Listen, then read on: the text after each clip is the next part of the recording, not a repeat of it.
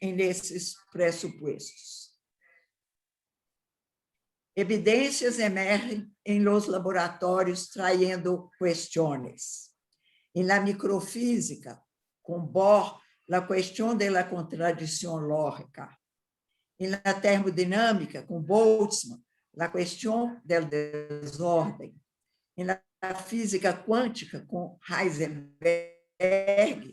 la cuestión de la incertidumbre. En la biofísica, con Atlan, la cuestión de la complejidad. En la físico-química, con Prigogine, los saltos cualitativos del sistema. En la biología experimental con Maturana, la objetividad entre paréntesis. En la física cibernética com Foster, los sistemas observantes. Essas evidências em los laboratórios hacia los límites de su pensamento científico, a repensar sus creencias, a assumir nuevos presupuestos. Assim está emergindo um novo paradigma, uma nova epistemologia, uma nova visão de mundo. Os científicos assumem 3 novos pressupostos epistemológicos. O mundo é complexo em todos os níveis da natureza. Os problemas estão em las relações. É inapropriado simplificar. O mundo é inestável, em processo de convertir-se. Há sistemas autônomos, imprevisíveis, incontroláveis. É inapropriado buscar leis deterministas.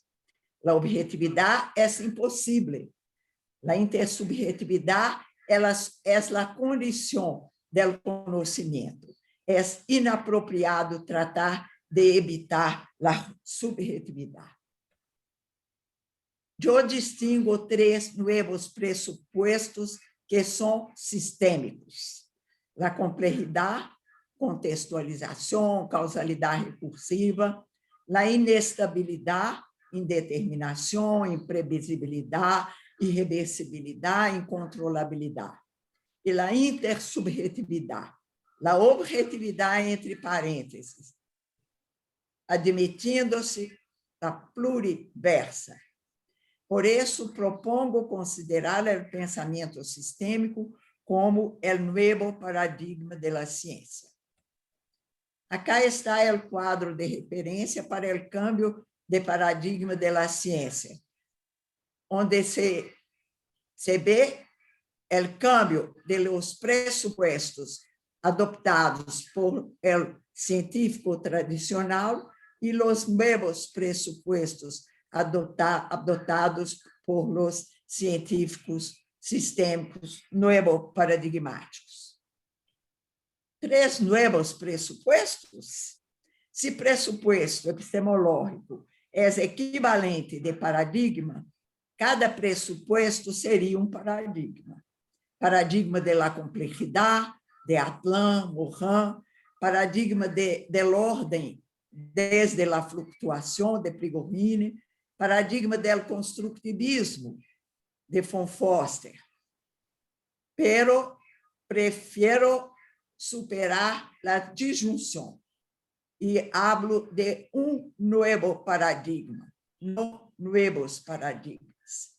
Os novos pressupostos são dimensões articuladas em uma conexão não trivial.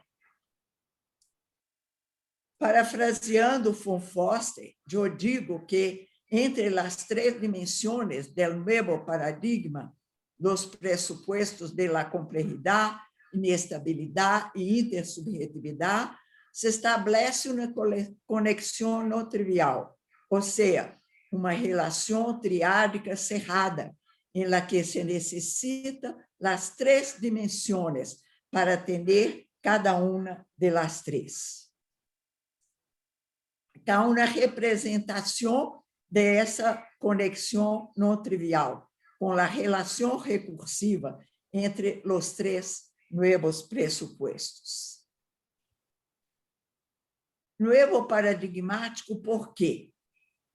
He hablado de prática, teoria pensamiento, epistemología sistémicas nuevo-paradigmáticas. E necessito explicar a diferença entre pensamento sistêmico e pensamento sistêmico nuevo-paradigmático. Para justificar o adjetivo nuevo-paradigmático, temos que parar em el terceiro pressuposto del nuevo paradigma de la ciencia. Como surgiu a crença em la intersubjetividade como condição del conhecimento? Que evidências científicas desafiam nossa crença em la possibilidade de la objetividade.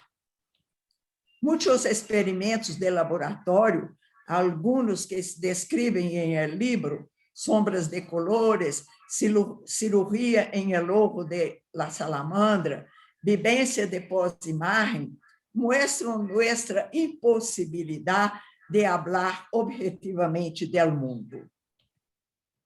Nosso sistema nervioso opera como uma rede cerrada de conexões. Nosso sistema nervioso não refleja o mundo como se fuera um espelho, não captura informações do meio. Não puedo distinguir em minha experiência subjetiva uma percepção de uma alucinação. A objetividade é impossível. É impossível a objetividade. Nossa constituição biológica nos impede falar de um mundo objetivo. Nossa constituição de humanos, seres vivos que vivimos em el linguagem, nos permite co-construir conhecimento do mundo.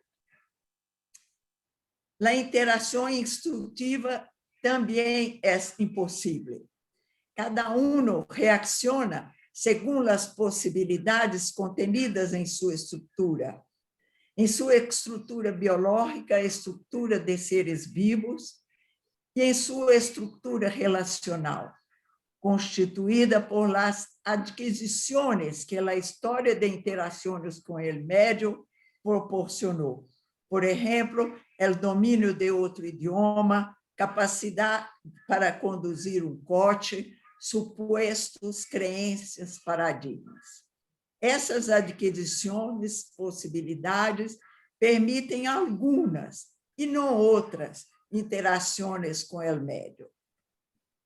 Em consequência destes avanços na ciência, o profissional reconhece: só puedo falar de minha experiência do mundo. Não existe realidade independente do observador. Ninguno tem acesso privilegiado à realidade. Não existe verdade objetiva. Ninguno é autoridade para falar da verdade. Não há como embasar uma certeza. Ninguno pode garantizar que está certo. Nenhum observador pode falar de uma realidade objetiva. Somos seres vivos que vivimos em linguagem e podemos compartilhar nossas experiências subjetivas do mundo. O profissional reconhece que todo é dito por um observador, como lo dijo Maturana, a outro observador, como completou von Foster. As realidades não existem antes da distinção de um observador. As realidades se construem em conversações de grupos de observadores, em espaços de intersubjetividade, para que não caigamos em el solipsismo. As características das pessoas, as colores, a presença de objetos ou de pessoas, todo emerge em las conversações. Hablando, etiquetando, nombrando, hacemos emergir realidades por las quais somos corresponsáveis. Se não há um critério objetivo para validar minha verdade, minha percepção, para considerar-me superior ao outro, se solo somos diferentes el uno del otro, ¿cuál es la implicación? Reconozco las verdades, percepciones, acciones del otro como legítimas. Vivir éticamente es una implicación de mi nuevo paradigma. Reconozco genuinamente al otro como um outro legítimo em meu espaço de convivência. Vivo em la aceptação mútua, comparto e coopero. Vivo em la emoção del amor. Em el domínio del amor se encontram la responsabilidade e la libertad. Quando puedo ver al outro e a mim mesmo. Quando puedo ver as consequências de mis ações para o outro e para mim mesmo. E então puedo actuar segundo a decisão entre querer ou não querer essas consequências. Vivendo eticamente como uma implicação, o profissional atua eticamente, assume a responsabilidade, não por estar prescrito em códigos, estatutos, sino como implicação por haver assumido o pensamento sistêmico novo paradigmático, uma nova epistemologia. Tradicionalmente, epistemologia é uma rama da filosofia que busca responder à pergunta: como conhecemos? Então, a prática científica, que é a aplicação da ciência, está fundamentada em teorias científicas e também em los pressupostos epistemológicos, que são parte da filosofia da ciência. Hoje temos uma epistemologia científica. A pergunta epistemológica, como conhecemos o mundo, foi levada aos laboratórios e respondida cientificamente em la biologia experimental por Maturana e Varela, em la cibernética por von Foster. Temos agora uma teoria científica do observador. A impossibilidade da objetividade se deve à natureza do sujeito do conhecimento e é inevitável a autorreferência. A inclusão do sujeito em suas afirmações sobre o mundo. Então, hoje temos uma epistemologia científica para nosso viver.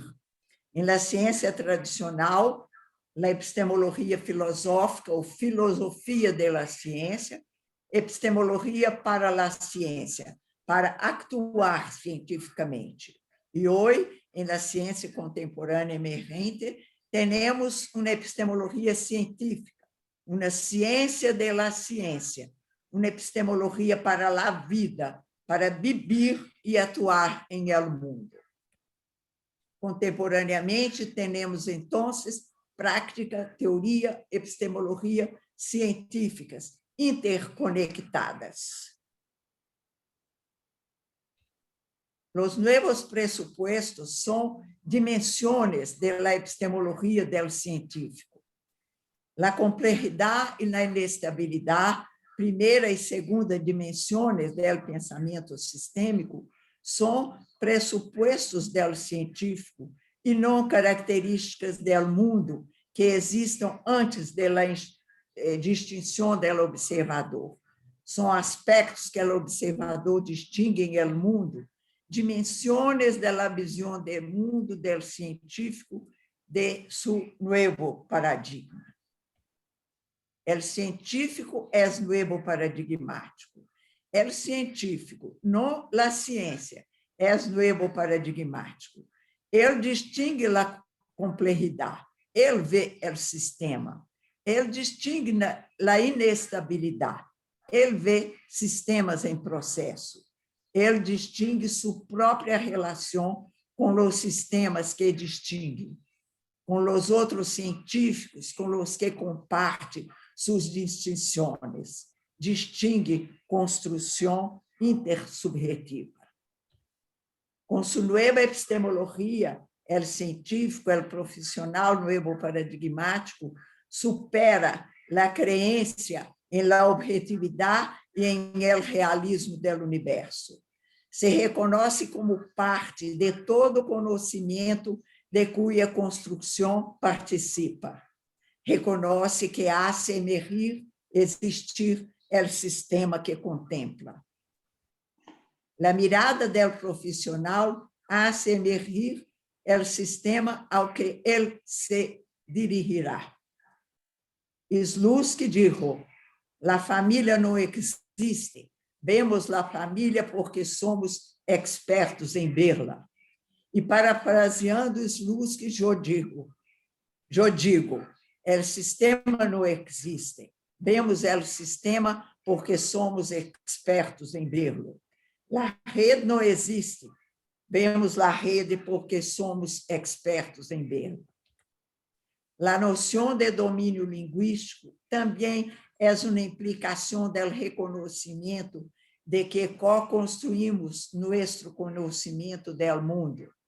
Grupos de pessoas conversando com diferentes critérios para validar suas afirmações constituem diferentes domínios linguísticos. O domínio linguístico da ciência tradicional, ou o domínio linguístico da religião, ou o domínio linguístico da filosofia, ou o domínio linguístico do pensamento sistêmico, da ciência nuevo-paradigmática. Nem todo sistêmico é nuevo-paradigmático. Há propostas sistêmicas que não incluem a crença em la impossibilidade de la objetividade. Há profissionais sistêmicos questionando a realidade do mundo, pero actuando como especialistas em soluções, planeando, elaborando projetos a implementar, tratando a subjetividade como elemento a ser abordado a partir da postura tradicional objetivista. Nem todo pensamento sistêmico pode ser distinguido como novo paradigmático. Temos hoje profissionais sistêmicos e profissionais sistêmicos novo paradigmáticos. O profissional sistêmico que assume a complexidade e a inestabilidade tem pensamento sistêmico. O profissional sistêmico que assume a complexidade, a inestabilidade e também a intersubjetividade tem pensamento sistêmico novo paradigmático. Mi desejo é que a necessidade do adjetivo seja solo provisional.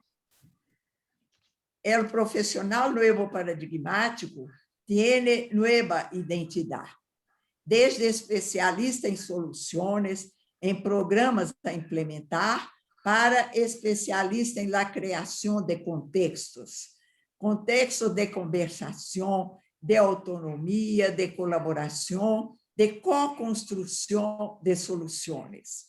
É coordenador de conversações transformadoras. Então, vamos a terminar com uma pergunta frequente e inevitável. Como o científico profissional novo paradigmático lidará com todo o que os científicos profissionais tradicionais han produzido e continuam produzindo em el domínio linguístico da ciência?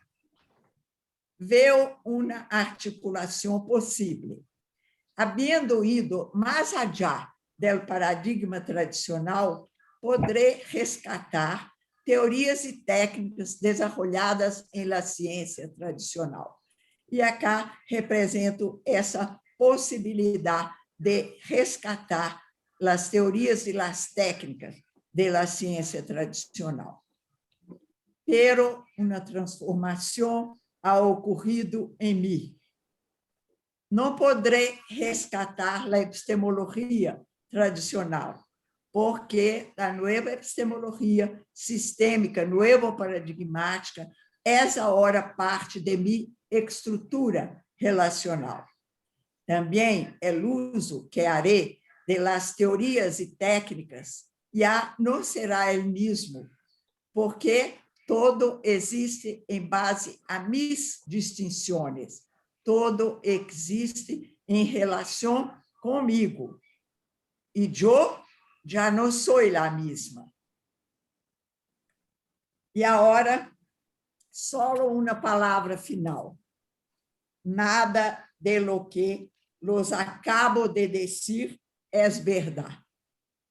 Es mi verdade. E los invito a compartilhar comigo também. Muitas graças por sua atenção. Muchas gracias. Muito obrigado, María José. Realmente quedamos maravillados de tu presentación. Antes de empezar con esto, Mateus me había dicho que quería ser el primero en hablar posteriormente a tu presentación. Así que, Mateus, por favor, conecta tu micrófono y adelante. Buenas noches. E você atendeu ao desejo dele, não é, Ricardo? Se assim o queres. Muito bem. Bien, buenas noches a todos, buenas tardes a los que están en América. Voy a hablar en este idioma, el portuñol mismo, y espero que me comprendan. Me gustaría saludar a los profesores aquí presentes, Ricardo Barreira y a mi amigo Sandro Schlindwein, y agradezco a los organizadores de este evento, a la Sociedad Española de Sistemas Generales, al señor Rafael Decora, por la oportunidad de hablar sobre el pensamiento sistémico, lo que para mí es un gran placer. Bien, lo que quisiera hacer es dirigir una pregunta a María José acerca de este nuevo profesional a que se refiere. María José, después de escribir este libro, Pensamiento Sistémico, produjiste esta metodología de atención sistémica, que es una metodología basada en el pensamiento sistémico y que sirve para abordar cualquier tipo de situación, problema. Como dijiste, esta es una metodología aplicada por un profesional sistémico, o sea, por alguien que habiendo adoptado el pensamiento sistémico, abdica de ser un experto en contenidos, un experto en soluciones de problemas, para ser un experto en contextos de relación. Este profesional así reconoce la co-construcción, no solo del conocimiento científico, como también del conocimiento o de las realidades en todos los dominios humanos, ¿verdad? De esta forma, pienso que este profesional sistémico busca actuar con este espíritu de co-construcción, es decir, con la inclinación hacia la colaboración y el diálogo, no solo en la aplicación de esta metodología que propusiste, como también en otros ambientes, en otros ámbitos de la vida humana. En muchos contextos, especialmente en el ámbito de las políticas públicas, de la regulación, pero también en otros contextos como en el ámbito empresarial, por ejemplo, percibo muchas iniciativas para el uso de unas tantas otras metodologías, en la que los profesionales involucrados parecen también buscar esta co-construcción. Son metodologías y profesionales que parecen querer lograr esta participación de las personas, de los stakeholders, como dicen, en la solución de los problemas. Incluso el tema de ESG está muy de moda en el mundo empresarial, ¿verdad? Pero muchas veces estos profesionales y estas metodologías no logran cruzar la frontera.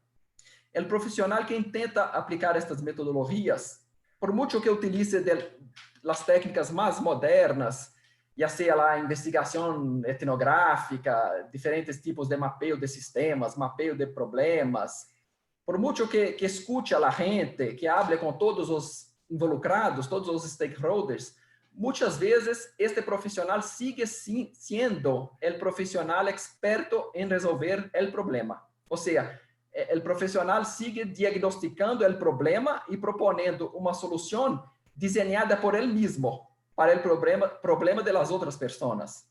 La impresión que tengo, María José, es que las dos primeras dimensiones del pensamiento sistémico, es decir, la dimensión de la complejidad y la dimensión de la inestabilidad, estas van relativamente bien. Pero la tercera dimensión, la dimensión de la intersubjetividad, esto es muy, muy difícil. Y tú nos demuestras que esta es la dimensión fundamental, la tercera dimensión, para que el pensamiento sistémico sea un pensamiento sistémico nuevo paradigmático. Parece que pocas personas logran efectivamente traspasar esta frontera, que es la tercera dimensión del pensamiento sistémico. A menudo vemos profesionales, como tú dijiste, que apuntan para la cuestión de la objetividad, de la realidad del mundo, pero siguen elaborando estrategias y proyectos para implementar. Siguen tratando la subjetividad como un elemento a abordar, pero desde su postura tradicional. O sea, la subjetividad es tratada como un obstáculo que el profesional debe superar y no como la condición misma fundamental para la producción del conocimiento y para la construcción de soluciones sustentables a los problemas abordados.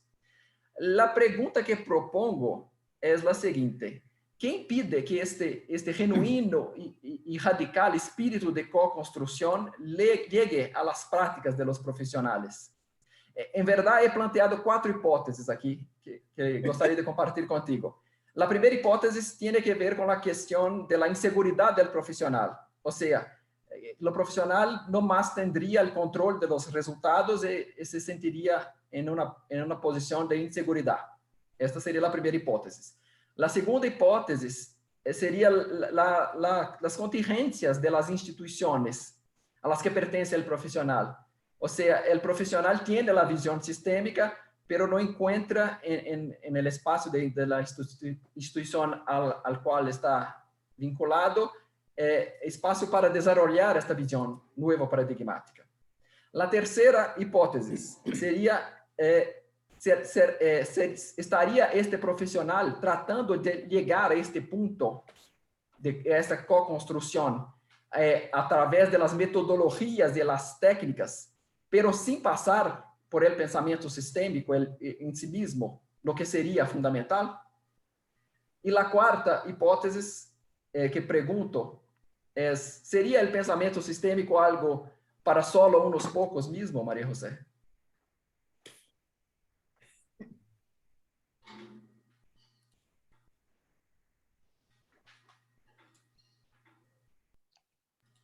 Ai, ai. ¿Has apuntado las hipótesis? Sí. ¿Has tomado nota? Sí. Muy bien, muy bien. Entonces, en la epígrafe de mi libro Pensamento Sistêmico, eu coloquei uma frase do economista inglês Keynes, que diz que a dificuldade para assumir novas ideias não está nas novas ideias, mas nas ideias antigas, que se ramificam por todos os cantos da nossa mente. Então, quando ele fala isso, e eu coloquei como epígrafe no meu livro,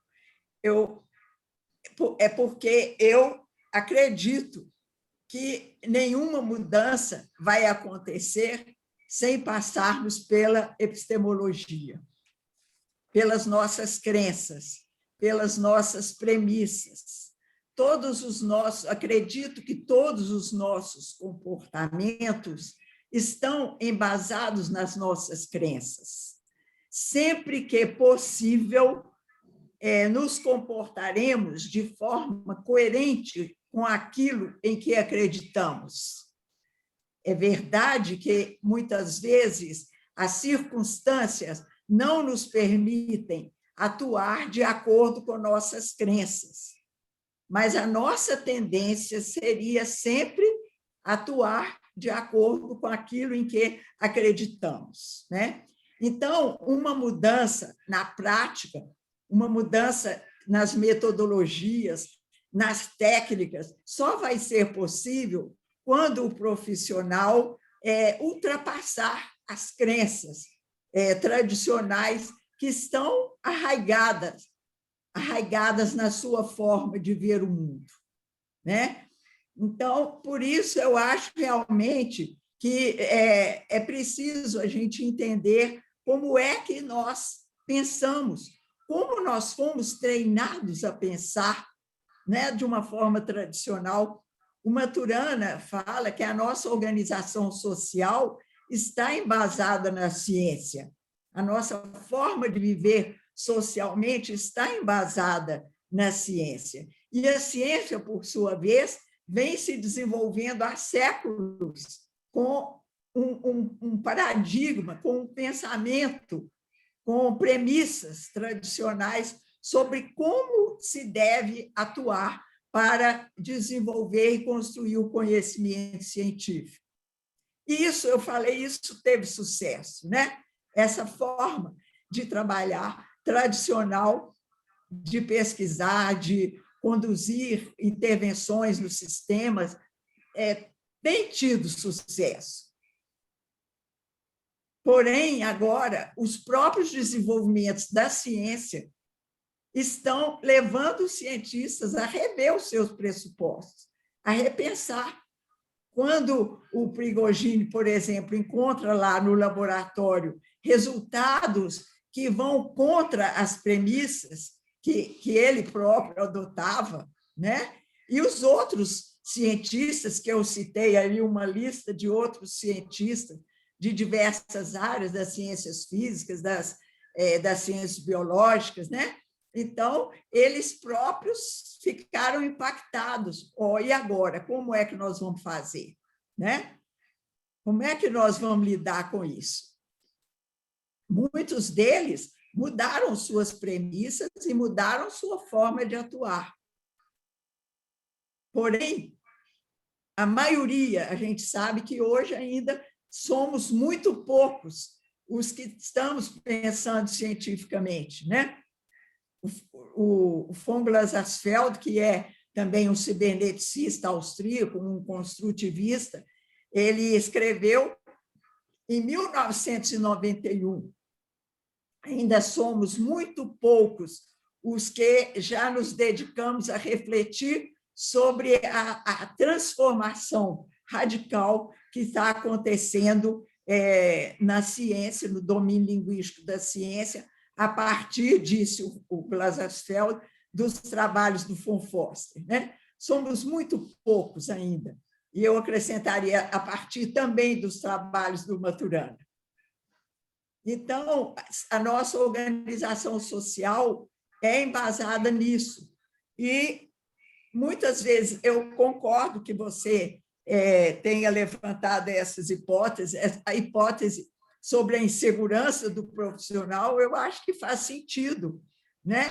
Como é que, se antes o profissional tinha aquela regra, né, de como eu devo fazer, o passo a passo, primeiro isso, depois isso, depois isso, e agora ele não tem mais esse apoio, essa terra firme. De repente, como é que vai ser? Eu vou lá conversar com o sistema social, com as pessoas que recorrem a mim, e como é que vai ser isso? Se eu não vou oferecer a eles aquilo que eles também esperam, porque aí vem o outro lado da questão, né? O profissional se sente inseguro e ele também, por não ter a segurança do que oferecer, e também por não poder responder à expectativa do demandante, né? Ninguém gosta de ir ao médico e sair sem uma receita, não é assim? A expectativa tradicional é de que o profissional, o especialista em soluções, corresponda, resolva o seu problema, te dê uma orientação, te instrua sobre como você deve agir, né? Então, realmente, é uma mudança que cria, durante um tempo, uma insegurança, situação difícil para o profissional, né? Agora, concordo também, Matheus, quando você fala que a mudança não acontecerá nas práticas se não passar pela epistemologia, né? Eu não concordo com a última hipótese que você levantou, né? A hipótese de que o pensamento sistêmico é realmente para poucos. Por favor, isso não fale, não repita isso, não fale isso, porque essa é a minha crença de que é possível, né? É a minha utopia. Se eu continuo trabalhando e buscando disseminar essas ideias, é porque eu acredito na possibilidade da mudança, né? E a segunda hipótese também que você levantou, é claro que mais ou menos corresponde ao que eu falei aqui sobre a resistência. O Sandro, em outra oportunidade, falou da resistência das instituições, ele falou da resistência que existe no mundo acadêmico, né? Onde realmente a tendência é manter o que já está posto, que já está instalado, né? Toda mudança é desafiadora para nós, né? Não sei se eu falei muito depressa, Ricardo. Bueno. Ricardo, você acha que eu falei muito depressa e vai precisar de tradução, alguma coisa? Para quem fala... No sé si hace falta, yo por lo menos lo entendí, porque justamente has respetado la pauta de decir no hablar muy ligero. ¿Sí? Así que yo creo que se alguém não entendeu, pode perguntar. Sí, que haga que levante la manito que tiene como opción ahí entre las reacciones, al pie de la pantalla tiene un lugar donde dice reacciones. Entonces, si levanta la mano, la vemos y le preguntamos, ¿sí? Pero aparentemente no hubo ese problema. Realmente es muy interesante todo esto que estás diciendo, porque es cierto, es muy difícil despojarse de lo anterior, ¿sí? Es decir, no es que uno rechace lo nuevo, sino que aunque crea que está aceptando lo nuevo, la mochila que tiene puesta, lo que tiene en la espalda, lo está empujando en otra dirección. Pero bueno, pero esa es nuestra vida. Es decir, los que ya no nos ablandamos en el primer hervor, ¿sí? En la cocina, hemos tenido que aprender todos estos cambios técnicos. Ahora mismo el tener que manejarnos con el Zoom en vez de estar en una reunión hablando todos juntos, el tener que usar el celular, ¿sí? El tener que lidiar con todas las nuevas cuestiones. No hablemos ya de la pandemia, porque hemos tenido otras pandemias en el pasado, tal vez no nos acordemos, pero las hemos tenido. Es decir, todo eso representa retos para nuestro diario vivir. Entonces, cuanto más esto que es un reto intelectual, ¿sí? Pero yo recuerdo muy bien cuando te conocí, María José, hace varios años, en un congreso brasileño de sistemas, donde tú hiciste un workshop sobre atendimiento. Yo asistí y tú presentaste algunos experimentos de cómo nuestra percepción nos engañaba. Y no podíamos distinguir realidad de ilusión. Y eso es la base justamente del problema de la intersubjetividad. Si todos estamos de acuerdo, creemos que eso que estamos de acuerdo es objetivo. Y ahí nace el gran drama, ¿sí? Es simplemente cuando alguien nos hace chocar y ver que no es eso que vemos lo que es, sino que hay otra cosa donde empezamos a plantearnos estas cuestiones. Pero bueno, abramos un poco esta conversación. Veo a Sandro que se está ya mordiendo los... Para intervenir, Sandro, abre tu micrófono y cuéntanos a ver qué piensas. Gracias, Ricardo. Vou falar em português, despacio. Vou tentar falar despacio. Boa tarde a todos no Brasil, nas Américas, não é? Eu não sei se no Texas já é boa tarde também, mas, enfim. Boa noite para quem está na Europa. E eu quero fazer um comentário muito rápido e depois uma pergunta, até para que certamente outras pessoas querem fazer perguntas para Maria José. Quando a gente ouve assim uma explanação inteira do livro, certamente, para mim, pelo menos, ao mesmo tempo eu já não sei mais o que perguntar, ou então pode aparecer muitas outras perguntas que talvez a gente nem pensava em fazer no início.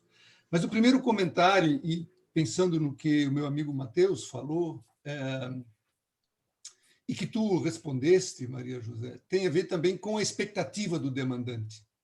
Não é? A questão de que talvez o profissional esteja fazendo um esforço muito grande, digamos assim, vamos dizer assim, para trocar suas crenças ou se libertar das crenças antigas, e o demandante espera que ele continue agindo como expert. Eu digo isso porque, no momento, eu estou vivendo uma situação desse tipo. E é difícil, né? É muito difícil, de que o demandante compreenda que o que ele imagina por expert mudou, é uma coisa diferente. Né? Então, acho que essa é uma dificuldade assim, muito importante, me parece, na medida em que nós estamos nesse processo, né? Se a gente imaginar que pode haver um processo de mudança paradigmática. E, ao falar em mudança paradigmática, é esse aspecto que eu gostaria de fazer uma pergunta, Maria José, porque me parece um tema muito central no teu livro e a tua explicação até aonde que o livro se situa, né? Que é no campo do pensamento ou do sistema de pensamento ou de um paradigma. Recentemente eu li um capítulo de um livro, de um livro que ainda não saiu, mas é um livro que vai sair durante o ano, que chama um Handbook of Systems Thinking, um manual de pensamento sistêmico.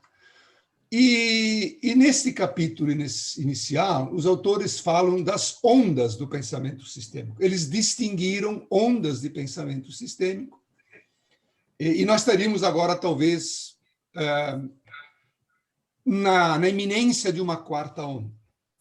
Porque a primeira onda seria a onda do primeiro pensamento sistêmico, chamamos assim, né, que muita gente chama desse pensamento sistêmico hard, né, que também é muito utilizado. A segunda onda seria a onda do pensamento sistêmico soft.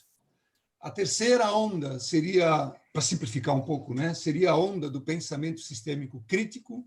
E agora viria uma quarta onda que talvez reúne elementos de todas essas outras ondas. Mas eu quero me concentrar nessa ideia para pensamento sistêmico novo paradigmático, Maria José, que se eu entendo direito, é um pensamento sistêmico novo paradigmático de segunda ordem. Como tu sempre insististe, no bom sentido da palavra insistir, né, nas tuas apresentações, enfim, na divulgação do teu trabalho.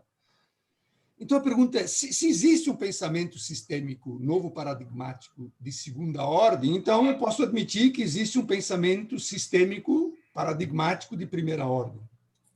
Como é que tu vê, e a minha pergunta, para ser muito sintético aqui, como é que, e se eu entendi direito, talvez até a resposta já esteja num dos teus últimos slides, mas como é que tu vê a relação desse pensamento sistêmico novo paradigmático de segunda ordem com o pensamento sistêmico paradigmático de primeira ordem? É isso. Obrigado. Sim. Obrigado, Sandro, pela pergunta. eu acho que tem a ver com o slide, quando você fala, talvez esteja num dos slides, quando eu falei novo paradigmático, por quê? Nem todo sistêmico eu considero que seja o novo paradigmático. Eu considero que o pensamento sistêmico, então, mesmo sem falar novo paradigmático, pensamento sistêmico engloba os três novos pressupostos. Para mim, pensar sistemicamente é pensar assumindo os três novos pressupostos, não é isso? Então, a complexidade, reconhecer a complexidade, olhar para a complexidade, colocar meu olhar nas relações entre os componentes, em vez de colocar o olhar nas partes, né? Pensar no mundo em processo, e aí mundo físico, mundo biológico, mundo social, tudo está em processo de tornar-se, mas também assumir que nada disso, que quando eu falo de complexidade e de instabilidade do mundo, eu estou falando das minhas distinções, né? Eu que estou fazendo, quando eu distingo, emerge para mim a complexidade. Quando eu distingo o processo, a instabilidade, emerge para mim a instabilidade, né? Então, para mim, pensar sistemicamente é isso, é assumir esses três novos pressupostos que vêm substituir os três pressupostos da ciência tradicional, né? Porém, a gente está no processo de transição e tem muitos profissionais que já conseguem tirar o olhar da parte, colocar o olhar nas relações e também pensar no processo, mas ainda pensando que o objeto de trabalho dele, o sistema que ele está abordando, está lá e pré-existe a distinção dele, né? E tem muitos que estão fazendo isso ainda, né? Ainda, eu penso. Então, a gente, quando lê o von Foster, e o que ele chama de visão de segunda ordem, é exatamente essa mudança, quando eu estou vendo e, de repente, eu mudo de nível lógico e vou ver como é a minha relação com aquilo que eu vejo. Como é que é a minha relação com aquilo que eu vejo, né? Então, ele chama isso de visão de segunda ordem, não é?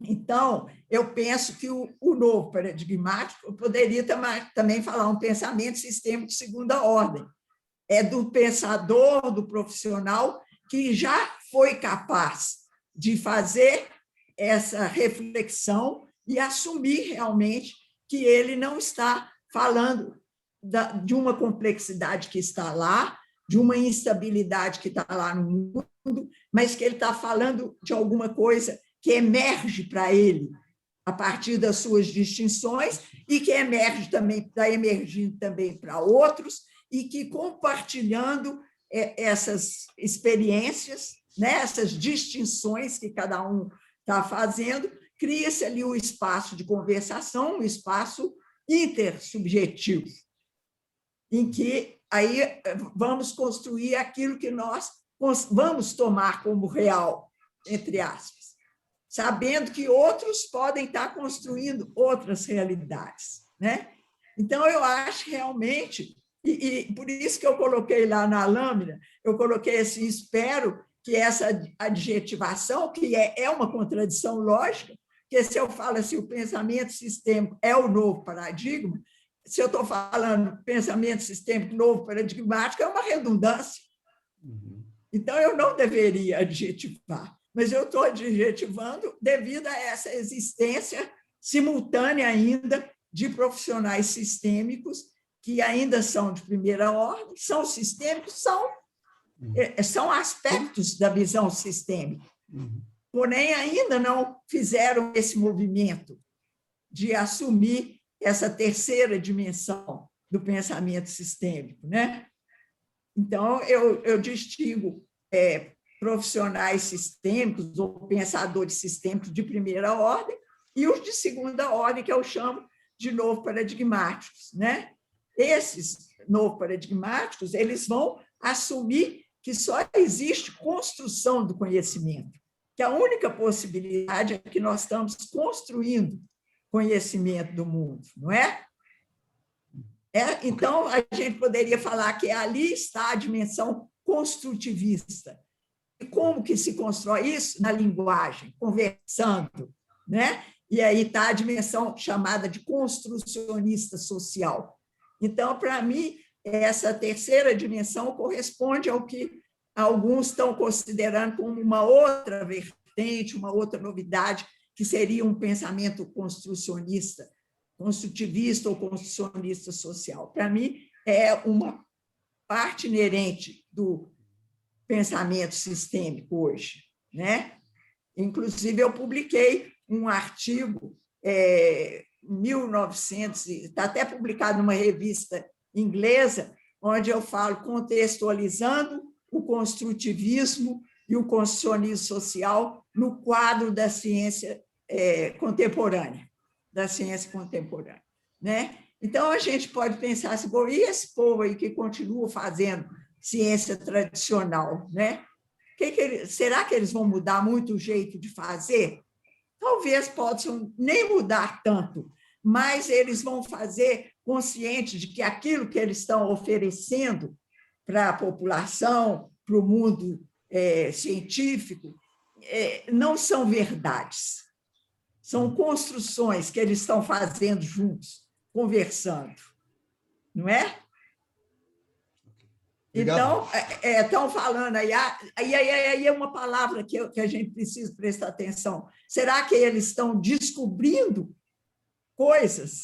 A ideia de descoberta é uma ideia tradicional, né? A coisa está lá encoberta e o cientista vai lá e descobre, né? Tira aquilo que está ocultando a verdade, o mundo real, né? E aí agora a gente vai ver que não, eles estão construindo. Nós estamos sempre construindo, né? E por isso que eu terminei falando também que nada disso que eu falei é verdade.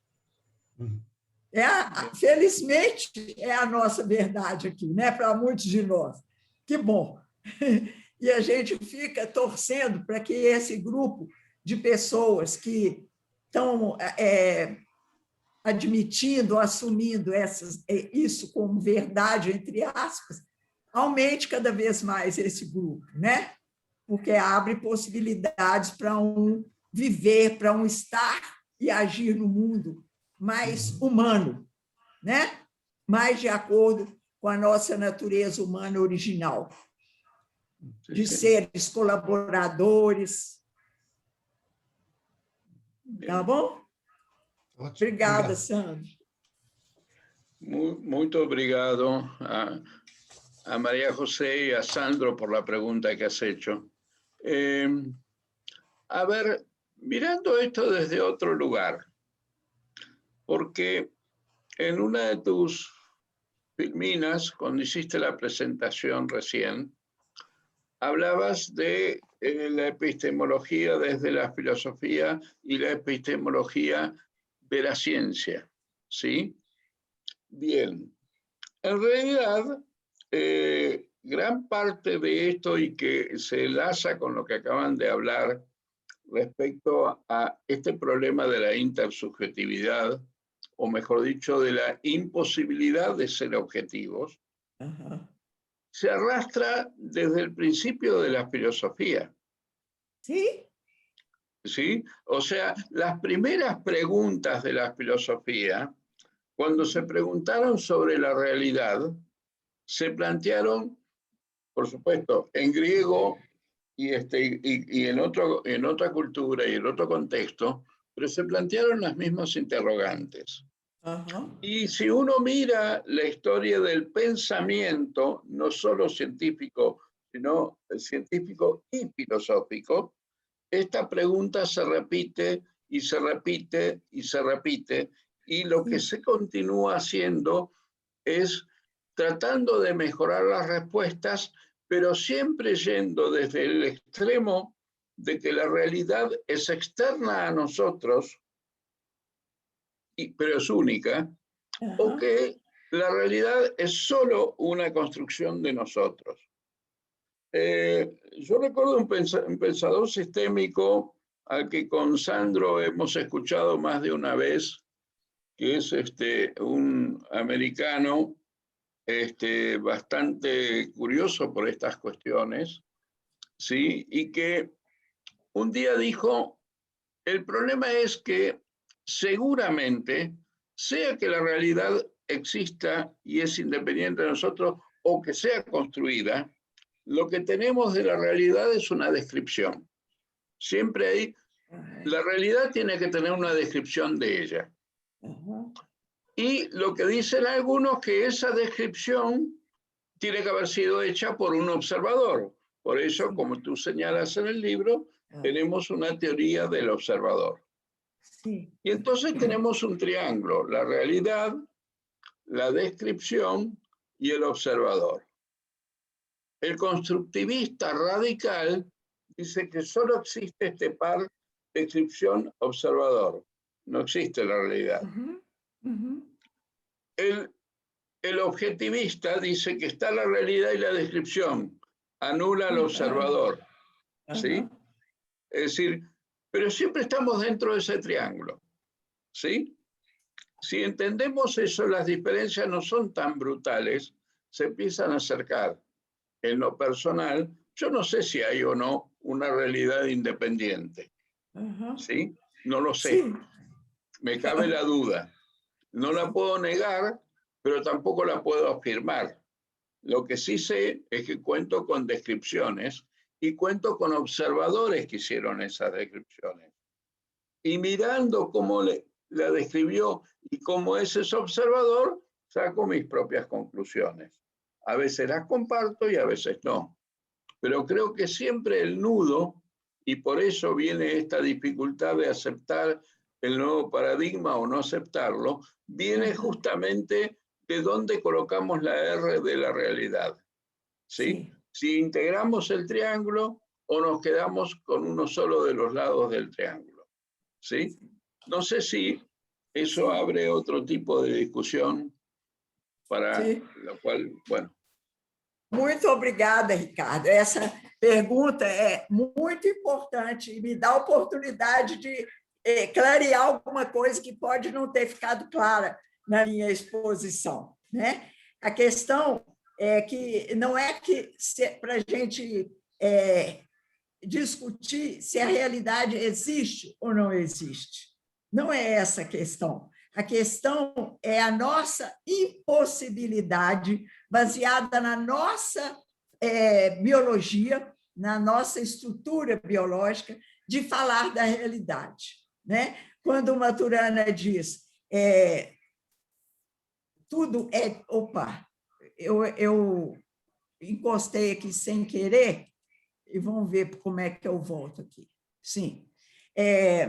Quando o Maturana diz tudo é dito por um observador, então, antes de ele dizer alguma coisa, o que existia? Não sabemos o que existia. Quando ele distingue algo e fala sobre aquilo que ele vivencia, a experiência subjetiva dele, daquilo que ele percebeu ou distinguiu, começa a ser a partir da possibilidade contida no ser humano, ser vivo humano, né? Então, a questão é que a gente deveria deixar bem claro que o que nós estamos propondo é a impossibilidade de nós falarmos objetivamente do mundo. Não é que a realidade exista ou não exista, que ela pode não existir para mim e existir para outra pessoa. Aquela parte da realidade pode não existir para mim, porque eu não distingui, e pode não existir para outra pessoa. Eu costumo, às vezes, costumava, quando tinha aulas presenciais, eu costumava dar o exemplo para os alunos. Na sala tinha uma caixa lá de ar-condicionado, no canto assim, do teto. E aí eu dizia para eles, olha, eu entrei aqui, conversei com vocês, falamos de várias coisas, e eu saio, para mim, não distinguir a presença daquela daquele aparelho ali no teto. E lá fora alguém pergunta, havia um aparelho na sala? Um aparelho de ar-condicionado na sala? O que eu digo? Não, não havia. Para mim, não. Não é? Então, para outra pessoa, para a pessoa que me perguntou, pode ser que tenha distinguido aquilo. E aí, a questão que muitas vezes colocam é a questão do solipsismo, né? Então, será que eu vou ser a única referência? Eu não posso ser a única referência, nem para viver socialmente, dizer existe ou não existe aquilo lá, né? Ou nem para fazer ciência. Então, o Maturana fala, tudo é dito por um observador. E o Heinz von Forster fala assim, o que eu digo diz mais de mim do que da coisa observada. Sim. Não é? Então, eu posso dizer da minha experiência, daquilo que eu observei, da situação que eu vivi, a minha experiência subjetiva. Então, isso está sendo dito por um observador, né? E aí é a minha narrativa da minha experiência. E não a minha narrativa de um real que eu suponho que esteja lá, independente de mim. Sim, sim. Então, essa é uma questão que a gente precisa ter cuidado. O Mateus, muitas vezes, já me chamou a atenção sobre isso, não é, Mateus? Ele fala, mãe, cuidado. Olha aí, quando você está falando, não é que a realidade não exista. Eu não posso falar se ela existe ou não existe. Eu posso falar que existe para mim, o que existe para mim a partir da minha experiência. E devo reconhecer que o outro tem direito de falar do que existe para ele, do que ele está distinguindo. E cada um de nós está fazendo as distinções a partir das possibilidades contidas na nossa estrutura. Cada um tem histórias de vida diferentes e tem possibilidades diferentes na sua estrutura, né? Então, eu vejo alguma coisa, o outro não vê a mesma coisa que eu, e aí nós vamos criar um contexto de conversação, de co-construção, se a gente precisa tomar uma atitude, resolver alguma coisa em relação àquilo, eu vejo de um jeito, o outro vê diferente, nós vamos precisar conversar e construir juntos como é que nós vamos lidar com aquela situação, né?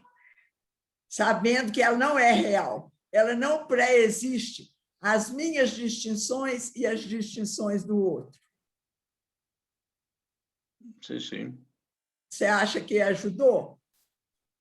Sí, claro. Muy obrigado. A ver, ¿qué tenemos aquí? Alguien pregunta si puede hacer una pregunta.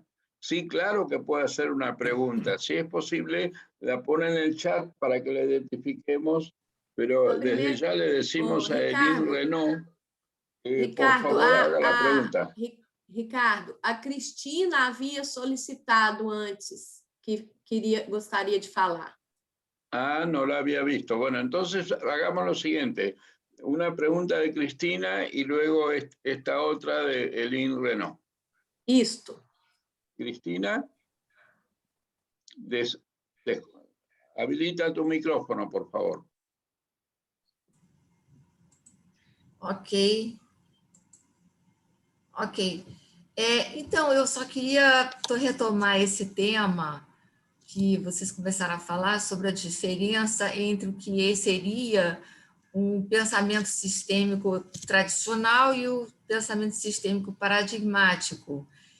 E lembrar que, mesmo que a gente queira ter um olhar objetivo sobre a realidade, é impossível ver o sistema, né?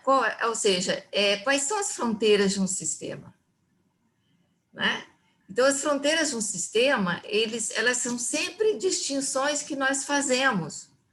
Elas não existem, elas não estão lá pré-estabelecidas. Nós fazemos distinções.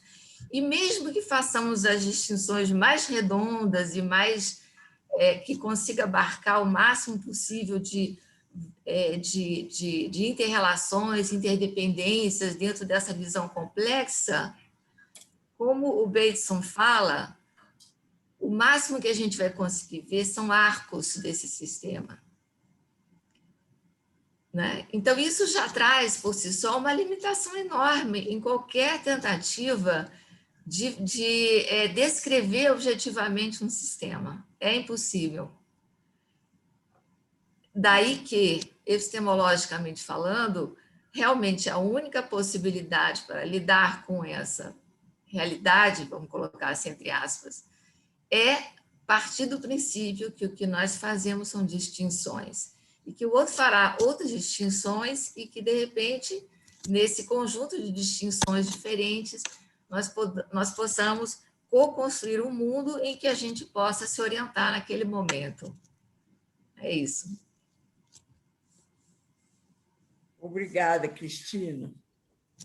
Eu acho que aí tem uma armadilha. Vou falar primeiro de uma observação com relação ao uso, falar em pensamento sistêmico tradicional. Eu acho que a palavra tradicional está sendo mais frequentemente usada para falar de um pensamento que ainda não é sistêmico, que ainda de um pensamento que ainda não focaliza as relações entre os componentes, né?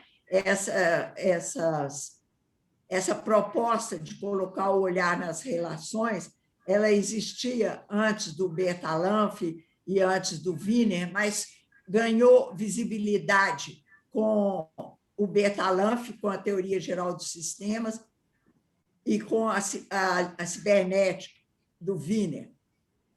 Mas, então, mesmo quando a gente fala de um pensamento sistêmico de primeira ordem, nós estamos falando de um pensamento que já avançou muito em relação ao pensamento tradicional, que é o pensamento linear, cartesiano, disjuntivo, né? Então, quando a gente ultrapassa esses pressupostos da ciência tradicional, a gente já está no domínio linguístico da ciência dos sistemas, né? Do pensamento sistêmico. Então, eu acho preferível a gente falar pensamento sistêmico de primeira ordem e pensamento sistêmico de segunda ordem ou novo paradigmático, né? Agora, quando a gente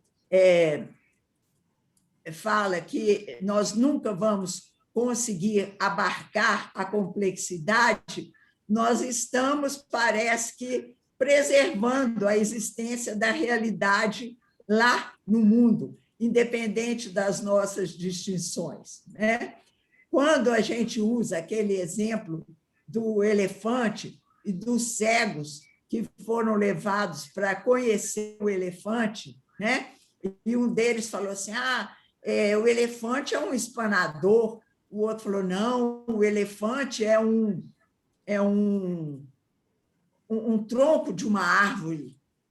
E aí cada um deu a sua experiência subjetiva do elefante, né? E aí, muitas vezes, isso é apresentado como uma proposta de que essas diferentes afirmações sobre o elefante são complementares. Mas quando a gente fala que são complementares, isso significa que nós estamos pressupondo a existência de um real e que são arcos parciais do círculo, né? Como o Kinney falou e como você está lembrando aí o Bateson, né? Então, existe um círculo e eu vou distinguir um arco parcial e não mais que isso, porque eu não posso abarcar a totalidade. Então, é uma forma de pensar que ainda está preservando a existência do real. E o que a gente está fazendo aqui e propondo a partir das colocações, das evidências trazidas na vertente dos sistemas vivos por Maturana e Varela, e depois na vertente dos sistemas máquina pelo von Foster, quando ele falou da cibernética, né? Ou cibernética de segunda ordem.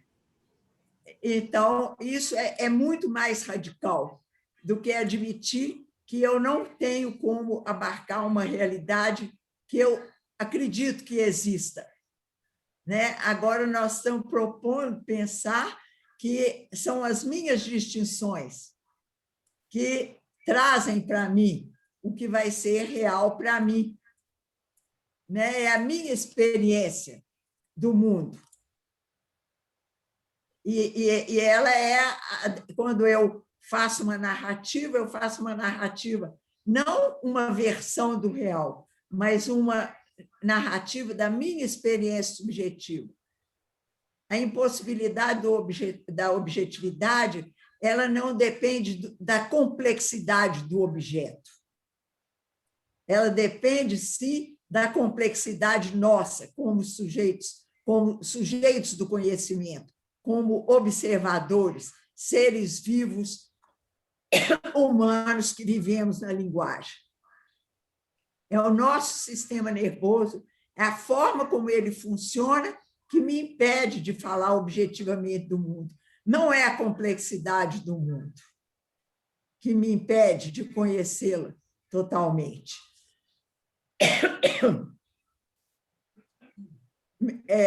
Respondi, Cristina?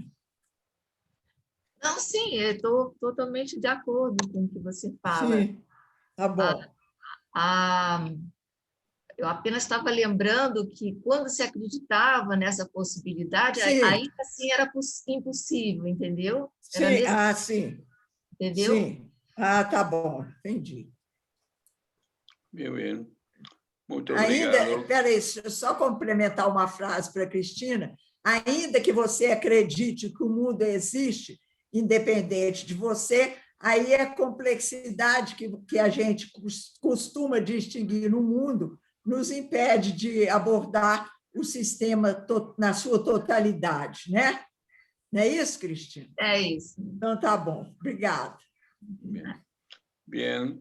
A ver, Elin Renault, que quería hacernos una pregunta. Sim, pois não. Obrigada. Boa tarde a todos. Obrigada a poder participar desse momento. E dirijo uma pergunta para minha querida Maria José, do meu coração. Então, o Maturana nos disse que o que aprendemos, nós devemos aplicar no nosso país. Todos nós conseguimos distinguir a realidade que vivenciamos no Brasil atual. Se a senhora pudesse imaginar um possível diálogo com o presidente, que pergunta reflexiva poderia ajudá-lo a se movimentar em direção a um outro olhar, um olhar distinto sobre as relações com os brasileiros?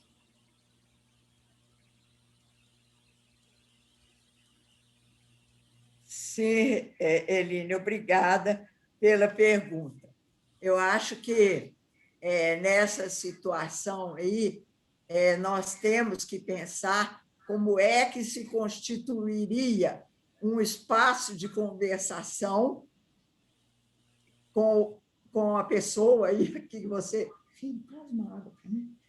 com a pessoa que você está se referindo e propondo que eu viesse a conversar, né? É preciso primeiro a gente ver como é que se constituiria um espaço de conversação.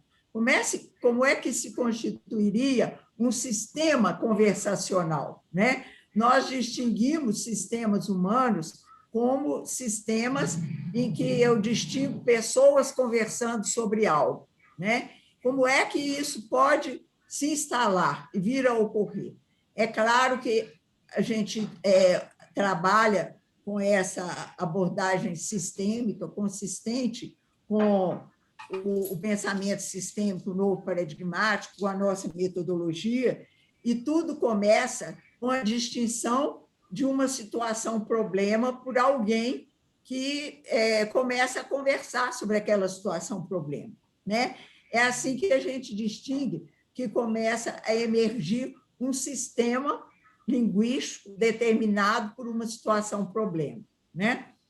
No caso aí, se você distingue que existe uma situação, problema, na forma como o presidente atua e conduz algumas situações no nosso país, eu acho que eu começaria conversando com você. Como é que para nós definirmos a situação, problema, e decidirmos quem é que seria convidado e como seria feito o convite para cada uma das pessoas que você viesse a distinguir como importantes para essa conversação, né? Então, em geral, a gente privilegia as conversas onde várias pessoas envolvidas são convidadas para um espaço de conversação, onde elas têm direito de falar, têm direito à voz, têm suas opiniões legitimadas, né? Então, aí, eu acho que se você está distinguindo a situação, problema, eu começaria conversando com você, inclusive fazendo perguntas para você. Como é que nós poderíamos chegar a convidar o presidente para uma conversa? O que seria necessário acontecer para a gente poder chegar a conversar com ele, né? Quando nós convidamos para uma conversação, para pessoas para conversarem sobre uma determinada situação, problema, a gente parte do pressuposto que essas pessoas têm interesse em conversar sobre essa situação, problema, né? Que elas estão envolvidas, que elas vão falar assim, eu vou lá conversar, afinal de contas, isso tem a ver comigo, né? E como é que seria isso? Como é que a gente iria convidar o presidente para essa conversa? Que etapas anteriores nós teríamos que co-construir para chegar a convidá-lo para uma conversação, né? Em todas essas etapas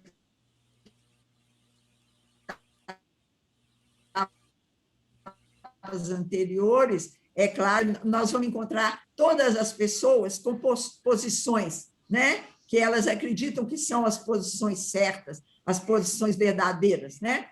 E o nosso objetivo com as perguntas reflexivas vai ser sempre flexibilizar essas premissas dessas pessoas, né? Fazer com que elas possam admitir a possibilidade de uma visão diferente, né? Mas o Matheus está com a mãozinha ali levantada, estou vendo a mãozinha dele. Mas deixa eu falar antes um pouquinho.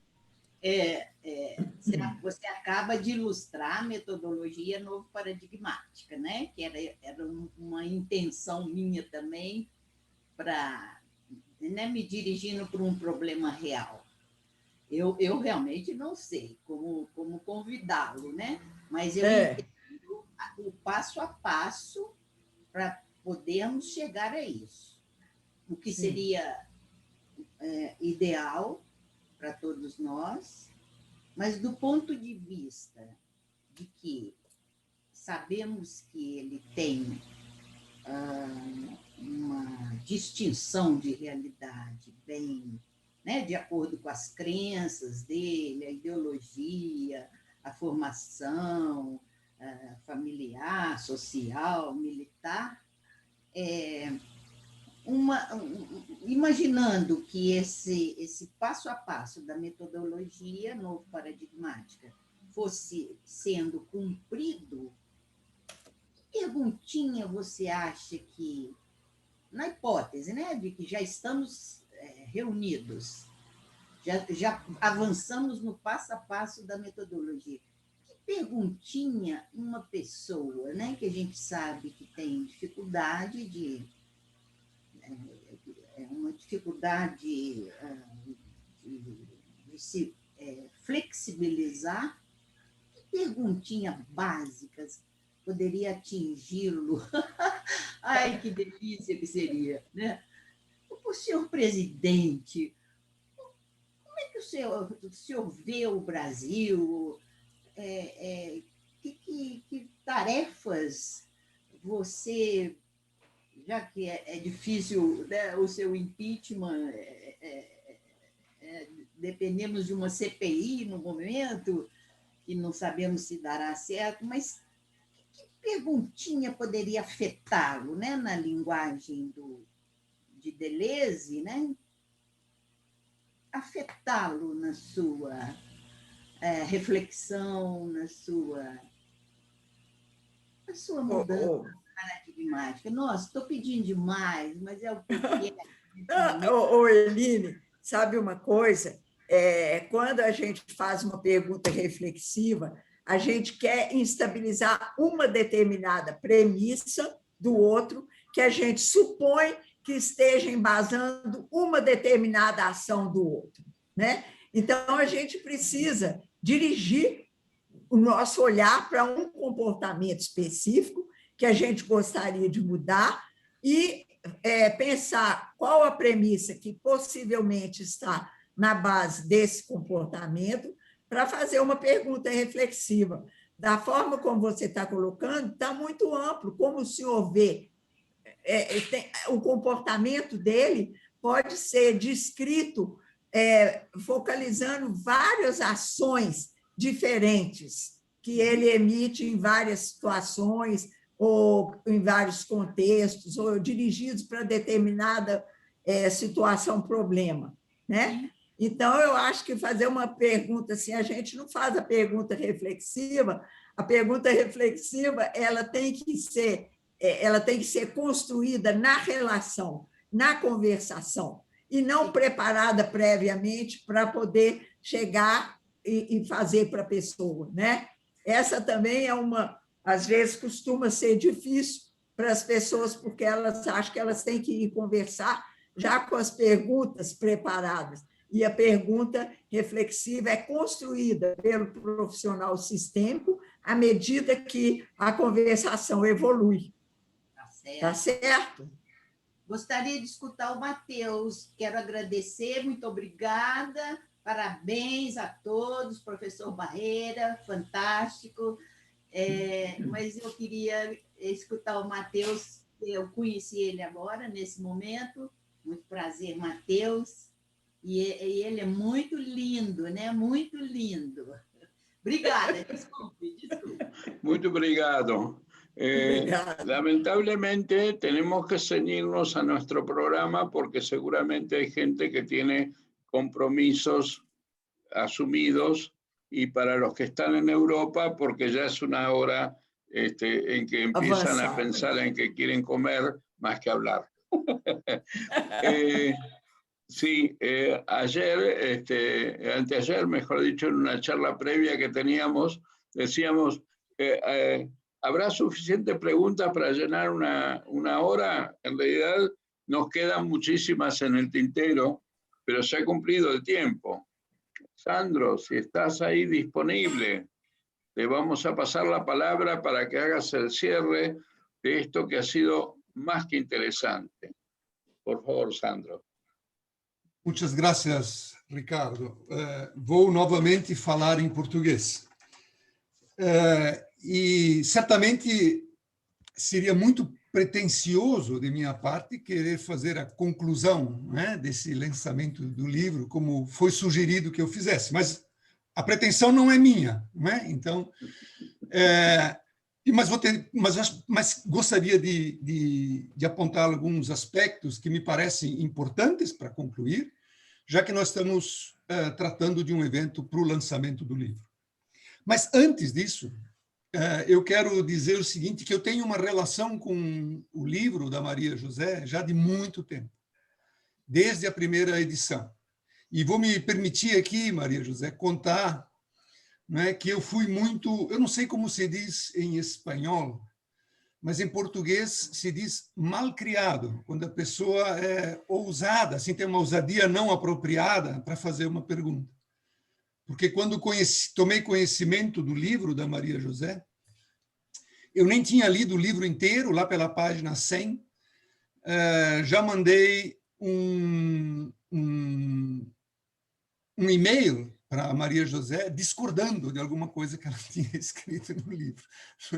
Então, eu tenho uma relação mas discordando assim para que nós começássemos a estabelecer um diálogo, né, que frutificou de uma maneira muito próxima, eu diria assim, muito carinhosa até, ao longo de todos esses anos. Né? Então, e o meu envolvimento, inclusive, com as últimas edições do livro, né, para fazer a revisão técnica dessa versão em inglês do livro. Então, a minha relação com o livro é de bastante tempo e, por consequência disso, a minha relação com a Maria José também já vai de muitos anos por conta disso.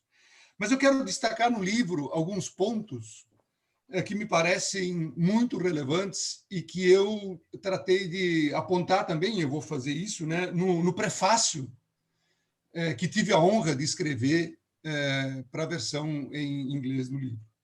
E eu acho que, nesses pontos, o que eu quero destacar é que, primeiro, que, de fato, nós precisamos dessas maneiras diferentes de pensar, de estar e de agir no mundo. E o livro, na maneira como eu entendo, é uma contribuição muito importante para que nós possamos desenvolver essas formas diferentes de pensar, estar e agir no mundo. Basta ver, né, a situação que nós, como humanidade, estamos enfrentando no momento, né, quando a gente pensa em todos os desafios da Covid-19, dos seus impactos e suas implicações. E por isso que o pensamento sistêmico novo paradigmático, né, tem todo esse, por falta de palavra melhor, eu vou dizer, todo esse potencial, né, para transformar para melhor esses diferentes contextos de prática profissional de onde todos nós viemos e de onde nós nos situamos. Então, esse é, para mim, um segundo aspecto muito importante. Acho que o livro tem uma diferença bastante grande em relação a muitos outros livros de pensamento sistêmico, né? Porque são muitos, né? Se a gente olhar, existe uma quantidade muito grande de livros nessa área também, e a diferença para mim está em apresentar o pensamento sistêmico como um paradigma emergente da ciência e de que esses fundamentos desse pensamento sistêmico novo paradigmático podem ser encontrados na própria ciência tradicional. Acho que esse é um aspecto muito importante.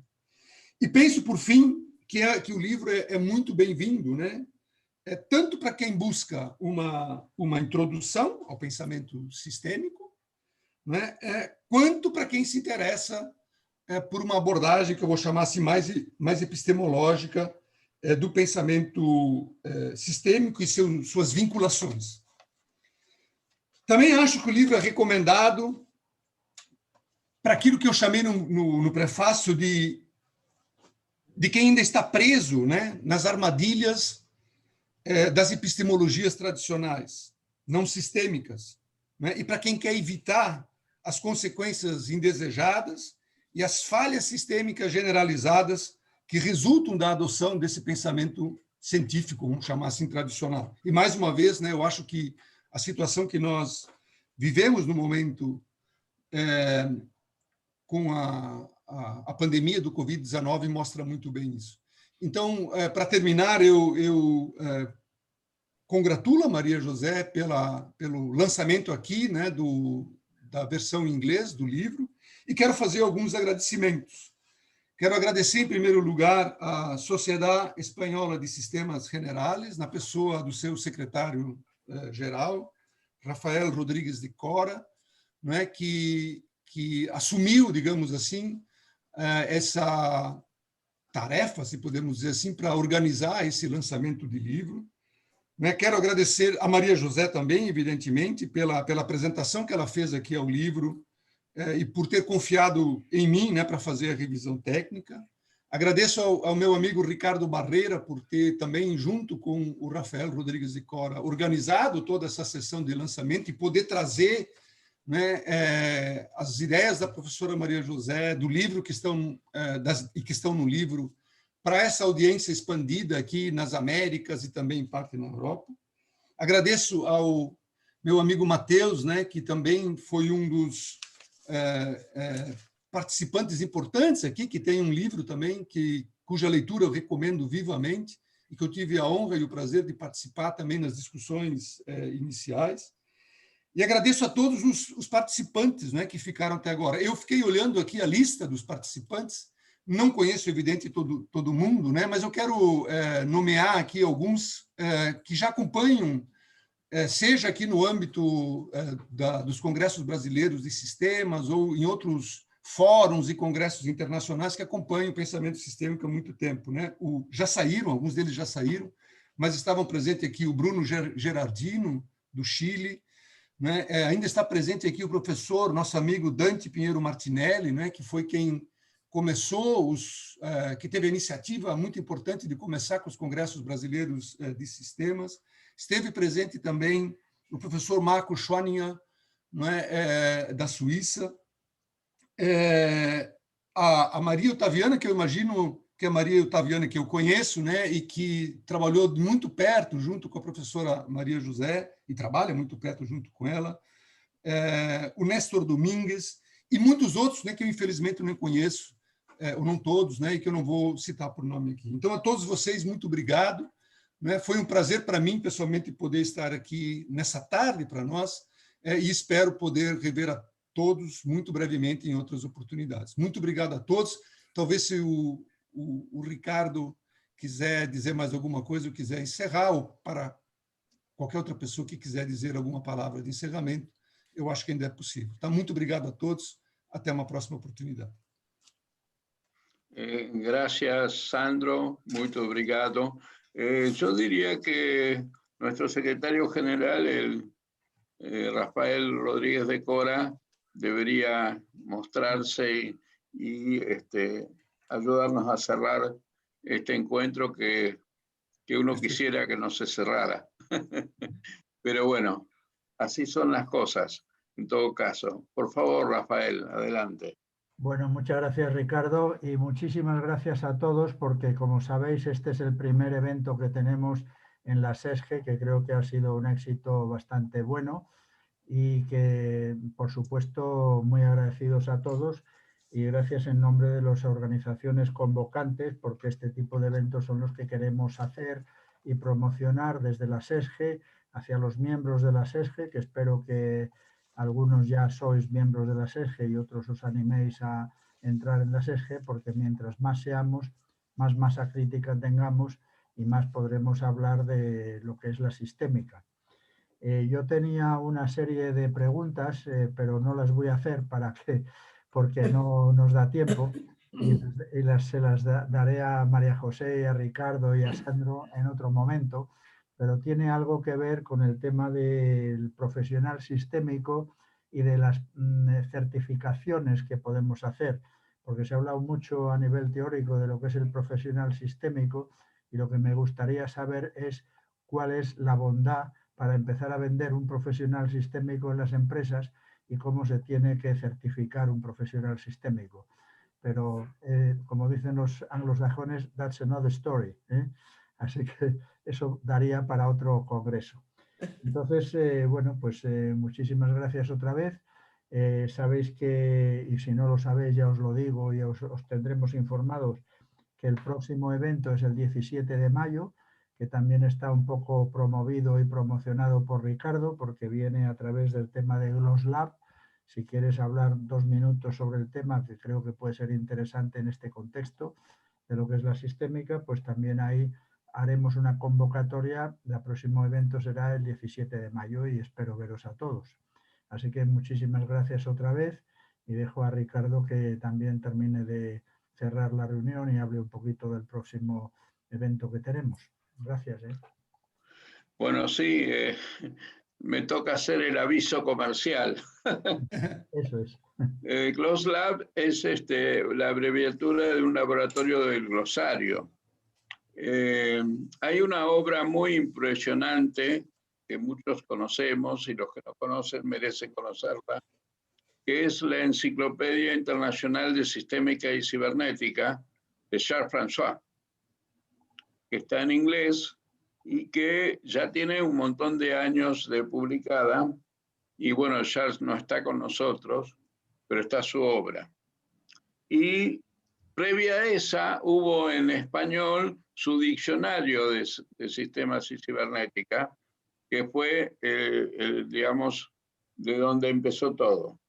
En su momento, desde Suiza, desde Austria y también desde los Estados Unidos, se hizo todo un esfuerzo y un movimiento para lograr que esa enciclopedia se actualice, por un lado, siguiendo los lineamientos de quien la creó, de Charles François, y por otro lado, se ponga en Internet y al mismo tiempo se traduzca al español, todo eso junto.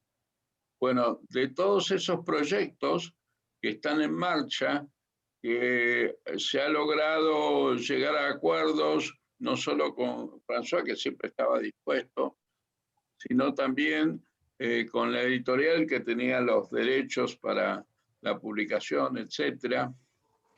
Hubo aportes importantes de gente de la cibernética y de la sistémica. Y bueno, y sobre sus proyectos y demás, es que justamente en mayo se va a hacer el evento en el cual se va a hablar de todas estas cuestiones. Me parece que también es sumamente importante. Y yo creo que esto de María José, que hay que recordar que, como ella misma dijo, a partir del lunes empieza su taller, su seminario, al cual los que puedan se van a inscribir. Son acciones todas encaradas hacia lo mismo, hacia la difusión del pensamiento sistémico, hacer que seamos más y que los que estamos y los que vengan seamos mejores. Así que muchas gracias a todos. Esperamos terminar en tiempo. Muy obrigado. Gracias, gracias, gracias. Gracias. Chao. Obrigada. Muchas gracias. Muchas gracias. Obrigada. Gracias a todos. Bien.